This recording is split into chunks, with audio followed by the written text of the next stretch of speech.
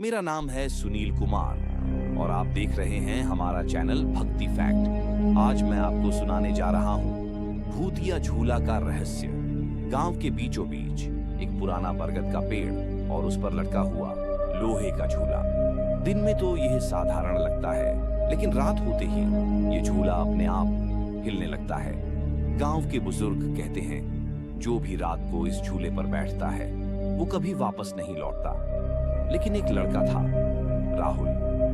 वो इन कहानियों को सिर्फ अंधविश्वास समझता था। उसने सबको चुनौती दी, मैं आधी रात को उस झूले पर बैठूंगा और साबित कर दूंगा कि यह सब झूठ है। रात के ठीक 12 बजे राहुल अपने दोस्तों के साथ बरगद के पेड़ तक पहुंचा। चारों तरफ सन्नाटा, हवा तक बंद, लेकिन झूला अपने आप धीरे धीरे हिल रहा था। दोस्त डर गए, बोले, राहुल मत बैठ इस पर, यह मौत का झूला है। लेकिन राहुल हंसते हुए बोला, डरो मत, ये सब हवा का खेल है। और वह झूले पर बैठ गया। अचानक पेड़ की डालियों से अजीब सी फुसफुसाहट आई। ये झूला मेरा है, कोई और इस पर नहीं बैठ सकता। राहुल चौंक गया, उठना चाहा, लेकिन उसके पैर जैसे जमीन से चिपक गए। अचानक उसके सामने एक औरत की परछाई धीरे धीरे उभरने लगी। बाल बिखरे हुए, चेहरा जला हुआ और आंखें लाल लाल अंगारों जैसी। वो औरत ठंडी आवाज में बोली, मैं इसी पेड़ पर फांसी खाकर मरी थी। ये झूला मेरी आखिरी निशानी है। अब जो भी इस पर बैठता है उसकी आत्मा हमेशा मेरे साथ कैद हो जाती है। राहुल चीखने लगा, बचाओ बचाओ।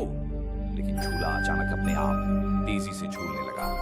आवाज आने लगी, चूं चूं चूं, और औरत की डरावनी हंसी गूंज उठी। हाँ हाँ हाँ, अब तू मेरा है। राहुल के दोस्त भाग गए और उसकी चीखें सन्नाटे में गुम हो गई। सुबह जब गांव वाले पहुंचे, झूला अब भी हिल रहा था, लेकिन राहुल कहीं नहीं था। उसकी लाश कभी नहीं मिली। लोग कहते हैं राहुल की आत्मा भी अब उसी झूले में कैद हो गई। आज भी जो वहां जाता है उसे औरत की हंसी, बच्चों की चीखें और डरावनी फुसफुसाहट सुनाई देती है। कई लोग वीडियो बनाने गए, लेकिन कैमरा अपने आप बंद हो गया। कुछ ने झूले को छुआ तो उनके हाथ पर नीले निशान और जलन उभर आई। दोस्तों, यह थी भूतिया झूला की डरावनी कहानी। अगर हिम्मत है तो कभी आधी रात को ऐसे झूले के पास जाकर देखना। लेकिन याद रखना, हर झूला बच्चों का खेल